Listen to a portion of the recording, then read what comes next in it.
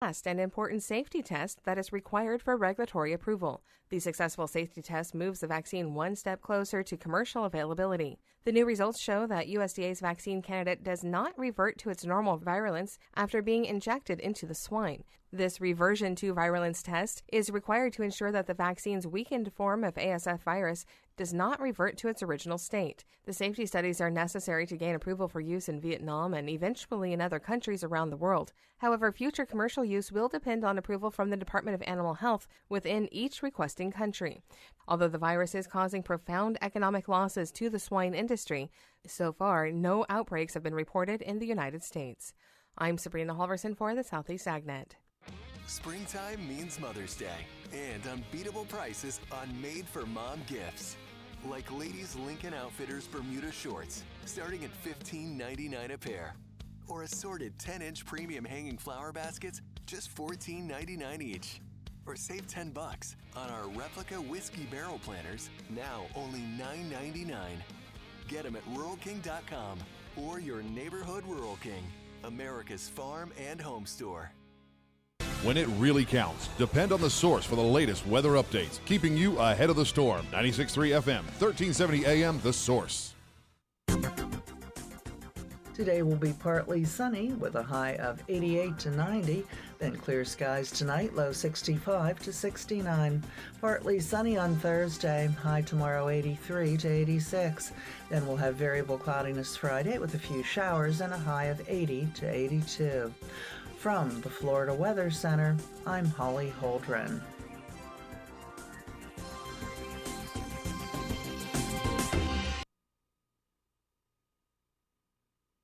Folks, it's Tom Schmitz here. There's an exciting new treatment that uses natural biologics, regenerative solutions that can restore and repair damaged tissue in your joints. I'm talking about QC Kinetics, now open here in our area. QC Kinetics is the nation's leader in non-surgical regeneration, highly concentrated natural biologics that can give you lasting relief. If you're like me and you have pain in your knees, your back, your shoulders, your hips, and you're tired of steroids, tired of pain meds, tired of the talk of major surgery, this is the treatment that you've been hoping for. Call the medical professionals at QC Kinetics today for a free consultation. Learn about how natural biologics can be used to get you moving again, pain-free. Listen, don't let them keep giving you steroids. Don't let them tell you surgery is your only option. Get a free second opinion at QC Kinetics. Do it now and imagine life in 2022 without pain. Call QC Kinetics for a free consultation. They now have offices in Ocala and the Villages. You can reach them by calling 352-400-4550. Again, that's 352-400-4550. This hour of Ocala Talks is brought to you in part by Blockers Furniture. Go see all their specials at blockersfurniture.com. This is Ocala Talks with Tom Schmidt, bringing stories that are important to our community in and around Ocala. Plus, of course, a splash of sports as well. Now, here's your host, Tom.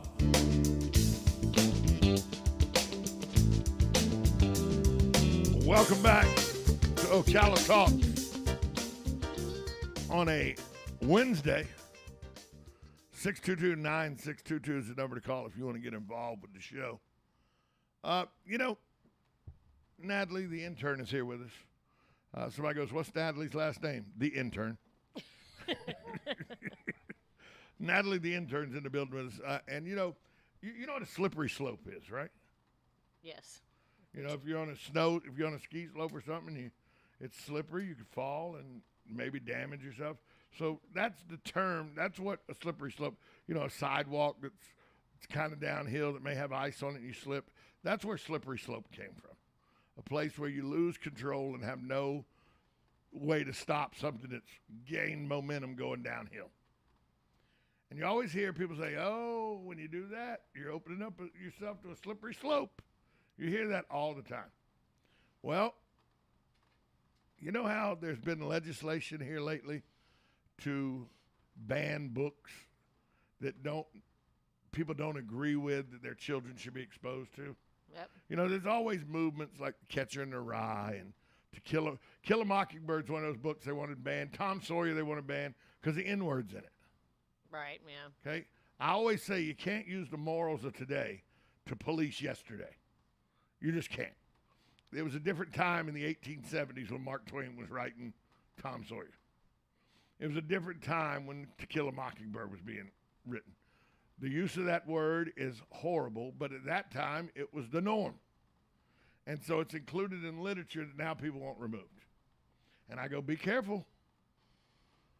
Because if you open yourself up to wanting to pass legislation that gives you the opportunity to, if you're a citizen of a certain area, a state, and you can say, hey, I don't agree with that book. We need to look at it to see if we ban it. That's a slippery slope to open yourself up to, because people on the other side of the aisle that don't agree with you are going to say, hey, these books here I don't agree with, and they're books you would agree with on one side of the aisle, and now you don't on the other side of the aisle.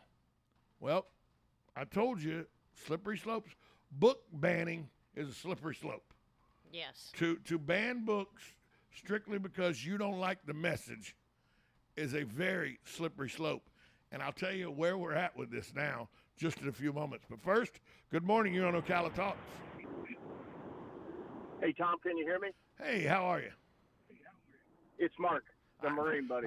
By the way, I had no doubt who this was. Hey, I'm sorry, man. Long time no talk, Mark. I haven't aggravated you. I hadn't aggravated you in a month or so. No, well, actually, the war has sucked all the oxygen out of the room with a lot of discussion in my mind. And since you and I agree on our take on it, last I heard, and also like what you're discussing right now, I was actually going to call about the Disney thing, but well, go ahead. Let's talk about Disney first.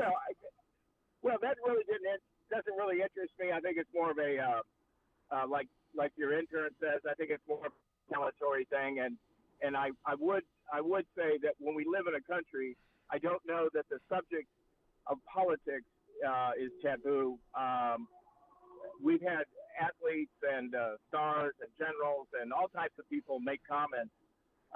Most of the time, not on duty, so to speak, but sometimes kind of still on duty. And I think that people need to proceed with caution on that. But it does seem to me, to me, we on the left look at it as kind of just a drummed up war beat to kind of keep the troops inspired on the right. From the critical race theory to the don't say gay. We just think those are kind of like things that really aren't going to, they don't amount to a hill of beans. They're basically just propaganda for your own side, not yours, Tom, per se. So until a transgender activist on a stage in New Jersey injects themselves with testosterone in front of a bunch of 12-year-olds. Well, I don't know what those 12-year-olds were doing in front of that stage, but I would agree, and I don't support any of the kookiness. It's just like Americans once they take a side, it's like they think that they're all a certain way. Like they say, the people on the left are supposed to be. They always use that adjective that they're so good, kind and compassionate. It's like we're just as aggressive as the people on the right. 100%. It's just how it's. Right, it's how it's expressed, but that's my take on the Disney thing, and I would say there's just one word that the DeSantis doesn't mention, and nor does Disney, and it has nothing to do with gender. But Disney won't be any surprise to you, Tom. Is primarily a union contractor. Yes, it's not necessarily. Yeah, they have various unions. I have friends that.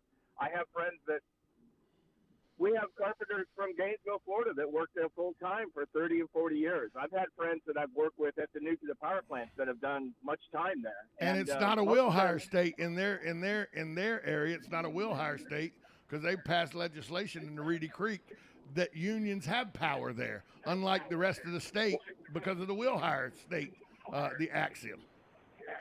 Well, see, now you educated me, and I thank you for sharing that. I was not aware of that. Now, I on a personal note, the unions have a breakdown scale to where you have a power plant agreement which pay what we in the union call overscale. You have industrial wages, commercial wages, and power plant agreement wages, and that's where I've spent most of my career. Because yes, even though I'm on the left, I'm a capitalist for me and my family. So right. Yeah, so again, we're that. And also, I'm it's pretty okay, handy with Mark. guns, It's so, okay, Mark, to be on the left and like guns and money. Yeah. It's okay. Yes. It's okay. I agree.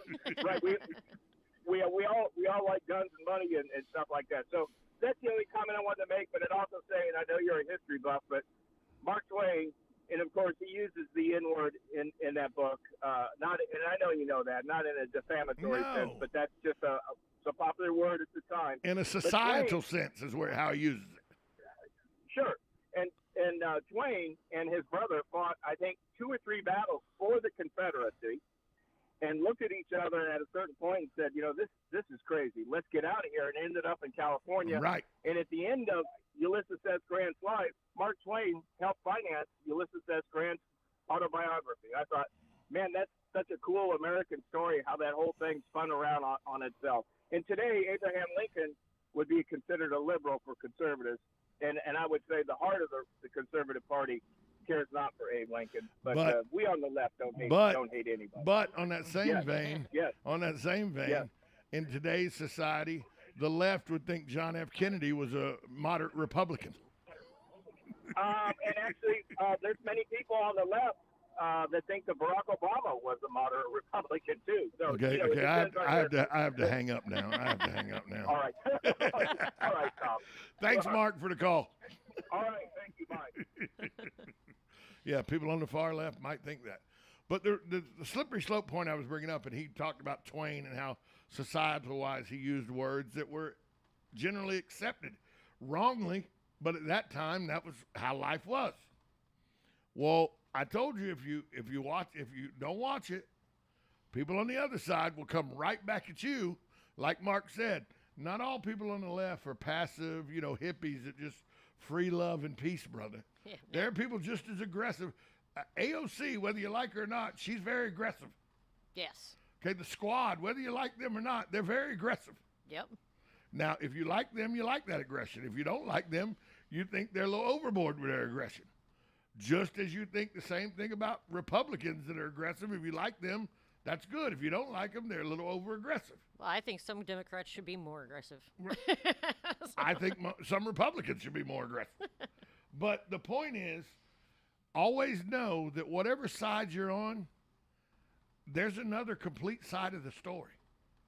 And for every what's the axiom? For every action, there's an equal reaction. Mm-hmm. Well, under the new Florida law that the governor signed, it was have school districts across the state reviewing all kind of books like 50 Shades of Grey and stuff like that, whether they should be in libraries or not in high school and stuff. And a parent or an activist group can make a complaint about a book and get it looked at by this panel to see if it's appropriate or not for schools.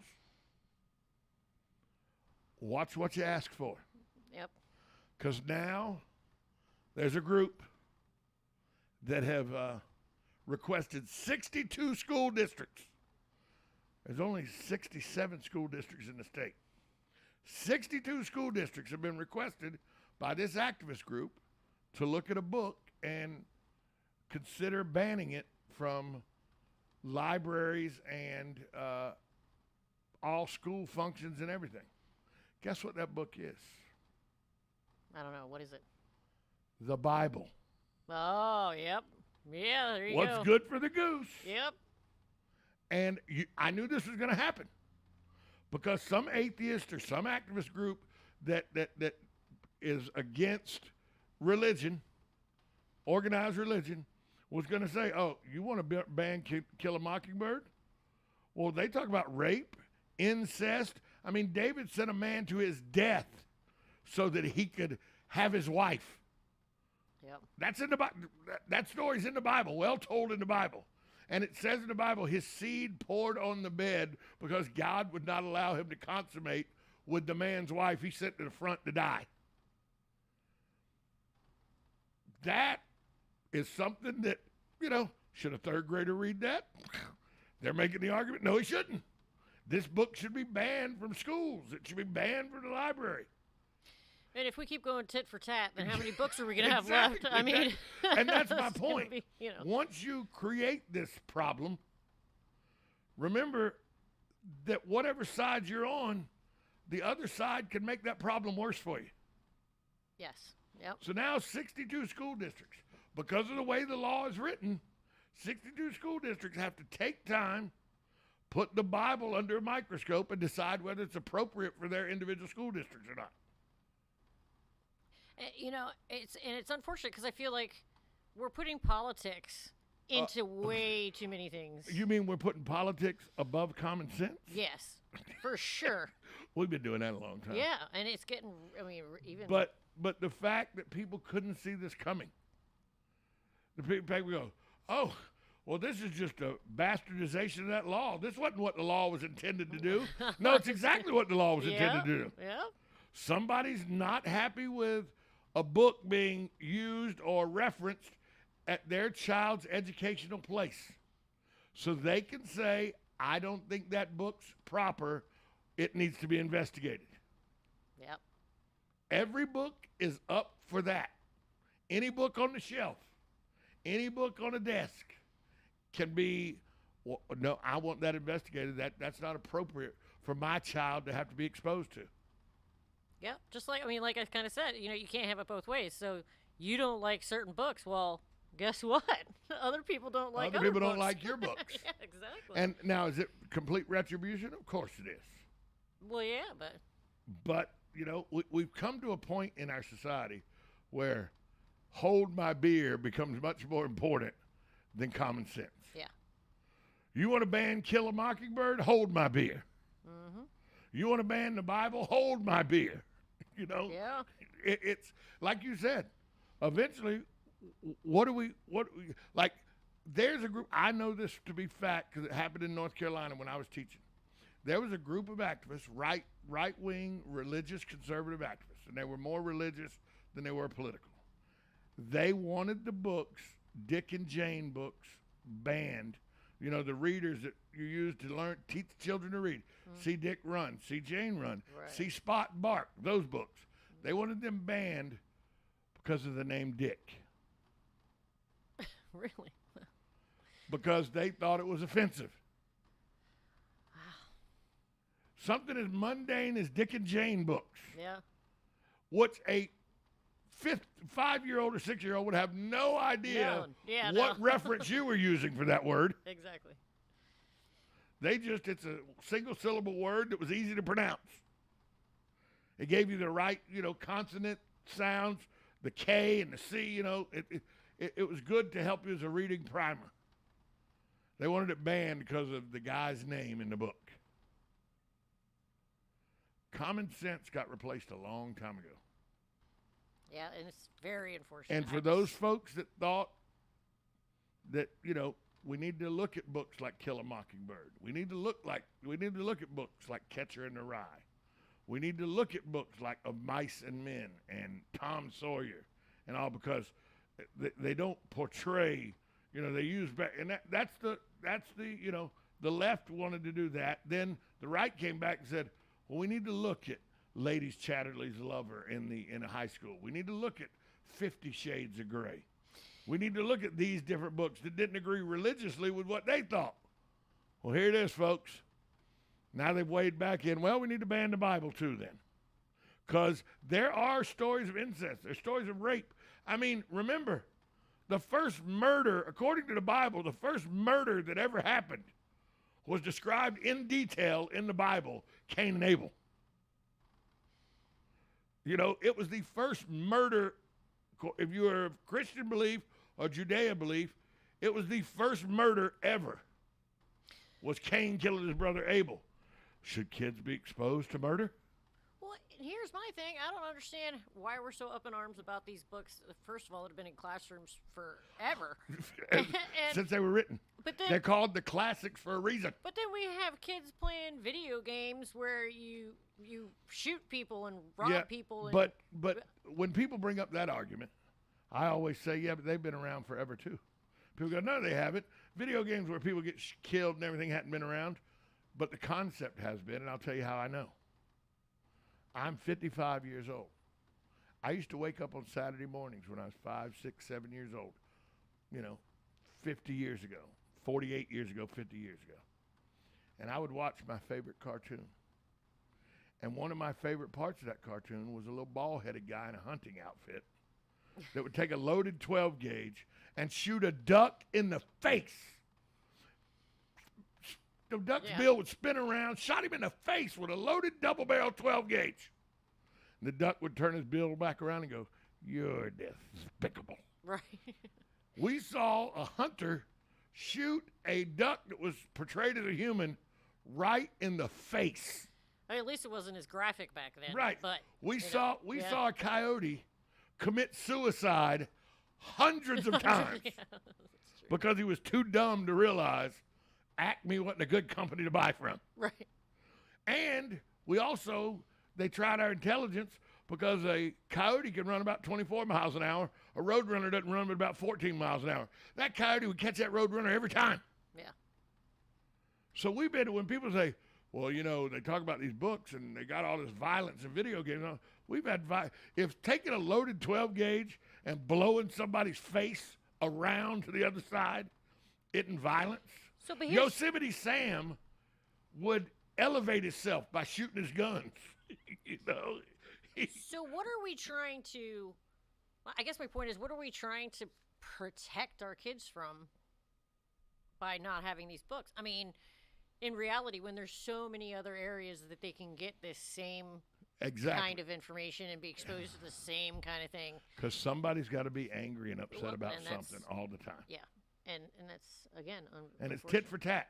Yeah. That's it. It has now become nana boo boo. Yeah. That's really what it's become. It's childish. Adults have really become nana boo boo. Mm-hmm. And it's ridiculous. It is. If you've never read Catcher in the Rye, you don't know what a great book it is. Yeah, some whack jobs has used it as their manifesto to go kill people. I don't know how they drew that. How Holden Caulfield said that, reading that book about Holden Caulfield tells you go shoot John Lennon and kill him out in front of his apartment. You're always going to have somebody that's going to be crazy and go and do something, But Tom Sawyer and Injun Joe and Huck and, it was a story that gave me a vision of what it was like in the 1850s and 1860s in the United States. Yep. By the way, go read Uncle Tom's Cabin. Yeah. It's a great book by Harriet Beecher Stowe. Should we ban that because Uncle Tom was a happy slave? We banned Song of the South because Remus was a happy slave. Are we trying to erase history? Yeah, that's exactly what we're doing. Exactly. And that's because a concern. It should be. I don't like that history. We need to erase it. No, you can't erase it. That's not how it works. Yeah. No. It happened whether you like it or not. Whether you ban Song of the South or not, people have copies of it still. Yeah. It can still be seen by people. Mm-hmm. Whether you ban Tom Sawyer or not, people still know the story. They still know how Tom tricked a bunch of kids into whitewashing his fence for him. They still know how him and Huck were scared to death of Injun Joe. They still know that slaves were in the South in the 1850s. Yeah. They know that George killed Lenny. We know George murdered Lenny and that George was a little slow. You're not going to change that by banning of mice and men. No, you can't erase the bad things that have happened in history and the things that are explained in books, and we can't. Just like people tell me all the time, Tom, we don't need reminders that lynchings happened. We kind of do. Yeah, we kind of do. Yeah, because if you don't remind yourself, and you're destined to repeat yourself. Yep, exactly. So we hey, case in point, we seem to have forgot appeasement that Neville Chamberlain did for a whack job named Hitler in the 1930s. Yeah. To the point where we've appeased a whack job named Vladimir Putin. Yes. And we're in the situation we're in right now. Yep. Okay? And people say, Tom, no, you're never going to deter me from saying it's very close to the same thing. Yes. Well, if Putin's not killed 6 million Jewish people, how do you know how many people Putin hadn't killed? We don't know what kind of atrocities are going on in Russia. We do know that there's mass graves in the Ukraine from where it looks like civilians, children, men, and women were mowed down by the Russian troops as they retreated.